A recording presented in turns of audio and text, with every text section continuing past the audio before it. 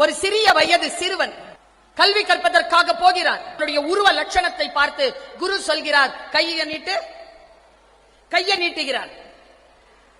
உன் கையில படிப்பு ரேகை இல்ல, உனக்கு படிப்பு சொல்லி தர முடியாது, போயிருன்ற. அந்த பையன் என்ன தெரியுமா பண்ணா, இடுப்புல ஒரு சின்ன கத்தி வச்சிருந்தான், குட்டி கத்தி.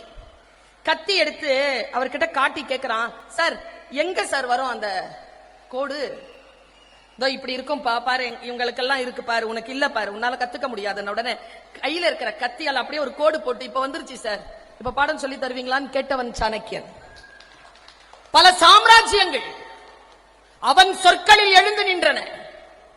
இதுவரைக்கும் அவன் வாழ்ந்து பல்லாண்டுகள் கழித்ததற்கு பிறகும் சாணக்கியன் என்கின்ற சொல்லை நீங்கள் சொன்னால் அறிவுபூர்வமான விசாரணை என்கின்ற ஒரு பொருளுக்கு இந்த சமூகம் வருகிறது என்றால், கல்வி என்பது வெறும் பாடத்தை மனனம் செய்வது அல்ல, அதை வைத்துக்கொண்டு இந்த சமூகத்திற்கு நாம் என்ன நினைக்கிறோமோ அதை செய்து காட்டுவது.